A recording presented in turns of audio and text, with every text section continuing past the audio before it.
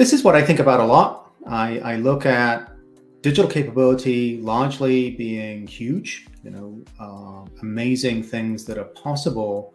And yet, just to lay the background here, when I go to these conferences like the MIT Initiative of the Digital Economy, and I watch economists talk about why haven't we seen a significant impact on the gross domestic product of the country yet? So much capability and such little financial impact. Yes, there's a lot of news stories. Yes, there's a lot of capability that's talked about, but really to make an impact on the country, we've yet to see that. And so having worked in a large traditional company, I started to think about, well, why is this? And again, another IDE conference, a roundtable, a number of speakers say things like, well, traditional companies need to be bolder, they need to take bets, and they need to make some mistakes. And to me, I'll use an analogy here.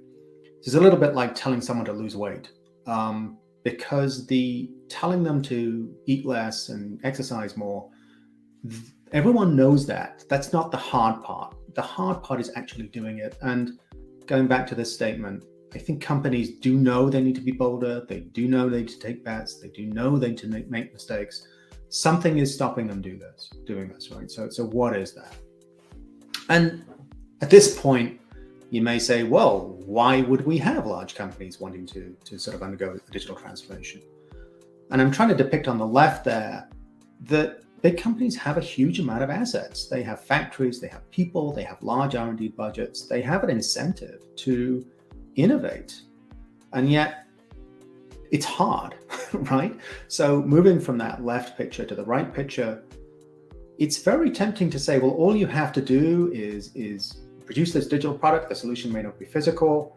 That actually has a tremendous advantage if you think about it. We don't have to manufacture it. We can scale it more easily. We're not limited to raw material supply. We can distribute it more easily. We're not limited to distribution channels. And we actually have a smaller environmental footprint because we're not consuming stuff and that stuff doesn't get thrown away. On top of that, when we start working with cloud service providers like AWS and Microsoft, they are very, very capable and more than willing to help us.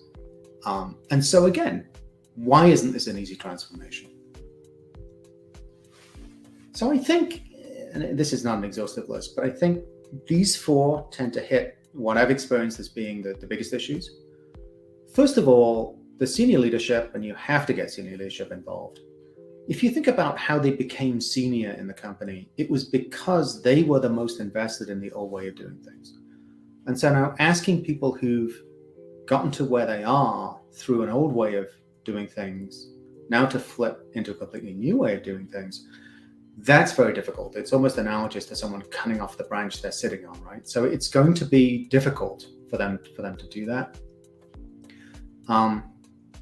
I'm reminded of a story, actually. One of the senior VPs, we were chatting about a digital business model, and it was based on another product. Actually, the product would have been self-sufficient financially on its own. And I was suggesting using the data to create a service for a completely different set of customers. And he said, I'm not sure that'll work. And the funny thing was, I completely agreed with him. I wasn't sure it would work either. But to him, that was a reason not to do it. To me, that was a reason to try it. And I think this kind of reticence is very prevalent in large companies and something you absolutely need to be aware of. I have a potential solution coming up, but something you've got to be aware of. So next one over. Again, companies, particularly materials companies like the one I worked for, they're very used to a certain investment profile, relatively modest at the beginning, much more investment required when we're manufacturing something. And so that small at the beginning, large at the end, matches actually the confidence you get when you start to scale a product. You gain confidence as you do it, and therefore the investment actually matches the confidence. With a digital product, you have to invest earlier, and that represents a bigger risk to many companies. How do you know that'll work? That's the question that keeps popping up. It is, next one over, it is super hard to hire, lead, motivate, and retain digital talent in a company that it doesn't have a obvious digital brand. Typically, we have to hire these folks at a high skill level. We have to compensate them perhaps more than a traditional industrial chemist. That's difficult for HR to deal with. When we try and promote these folks, they don't have the same kind of track record in the company than their sort of, let's say, more traditional industrial chemists have. It's tough, and you almost need to attack the HR problem first, to be honest. Are we going to really create an environment which is going to motivate and attract people and keep them? Very hard to do, and our turnover rates were always quite high because of that.